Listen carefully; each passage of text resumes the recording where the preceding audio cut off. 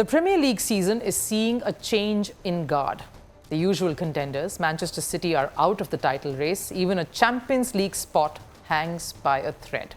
It isn't just their performances that are causing concerns at the club at Man City, but also the departure of a legend, Kevin De Bruyne, because this separation is turning out to be uglier than many expected. Now, when the news came out that KBD, as he's fondly called, will leave the club after his contract runs out in 2025, it sent shockwaves across the footballing world. The reason is simple. He's one of the best midfielders in the footballing world. The most iconic chants that the Etihad has been filled with is "Oh, Kevin De Bruyne," a tough competition to the Aguero chant as well. Kevin De Bruyne at Manchester City has had a historic stint with the club. He has seen the most success. 6 Premier League titles, been part of the only Champions League win for them, double FA Cup, 5 League Cups, a Club World Cup, and twice became the Player of the Year for his heroics. So, with such a player leaving, you'd assume it'd be a mutual separation, that maybe De Bruyne wanted a different sort of a challenge. But that isn't really the case. The Belgian said he wasn't even approached for a contract extension. Obviously, the club took a decision. I have not had any offer the whole year. They just took a decision. Obviously, I was a bit surprised. I do not feel like I want to share because it is basically more business-wise for them. They just make decision based on that. Sure, City are probably looking to rejig their next phase, where KBD doesn't really fit in. But not even approaching for a single-year contract says something about the way City management truly works. Yes, the season hasn't exactly gone according to plan. It's not been City's or De Bruyne's. But how you treat a star player tells you more about what the club truly cares about, what they stand for. It was not really a long conversation. It was just what they told me, and then there was nothing. I have to accept the situation, even if I feel like I can still do a good job, but that is it. Just recently, we saw a massive contract saga between Liverpool and 2 of their star players, Mohamed Salah and Virgil van Dijk. For months, speculations continued whether these two still fitted into Arne Slot's scheme of things.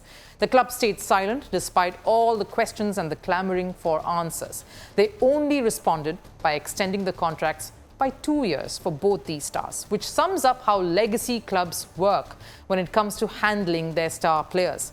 Sure, they may not be the regular players after 2 years. Yes, age catches up, but they have given both Salah and Van Dijk an opportunity to continue contributing to the Anfield legacy. Something City has always failed to do. Their biggest legend, Sergio Aguero, was let go of, even when the player wanted to stay on at the club. I had the contract until 2021, and Manchester City, 5 or 6 months before, told me that they weren't going to renew me. Obviously, I wanted to continue because for me, City was home. I wanted maybe 1 more year, especially because I was willing to be on the bench if necessary. This is a player who has seen City's rise in the Premier League. He won them their first league title in close to half a century, only their 3rd league title. Basically, he was the one who started the Manchester City dominance. But City thought that paying big bucks to Aguero was a strategic faux pas. So they let him go because they wanted instant results, and they still do. Sure, it's great business-wise to be cutthroat and clinical and take those cold, hard calls.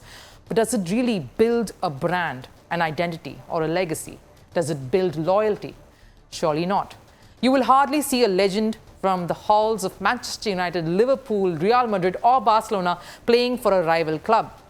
Let's take Cristiano Ronaldo as example, who took his first steps in English football with Manchester United.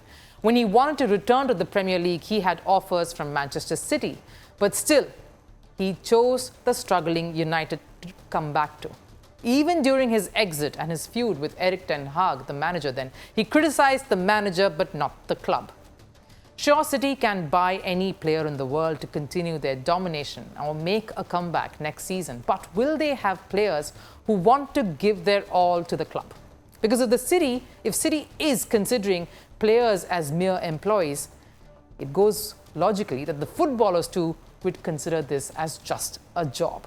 What Man City is failing to understand is that it is no corporate setup. It's sport, it's football, which is built on and is bound by emotions, passion, and true loyalty. Greeting you with aloha and namaste. I love India. Presence, occupation of a territory by another country pertains to India, what we saw in Kashmir. How do you see Trump's America? Yes, the current administration behaves differently from the previous administration.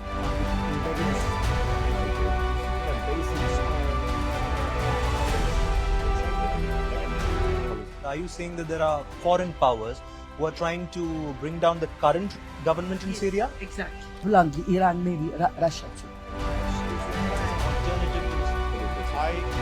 Prime Minister Modi committed to South-South, cooperation. Not over 50%. Is Ukraine prepared to pay the price for that peace? No compromises at the cost of territorial integrity and sovereignty.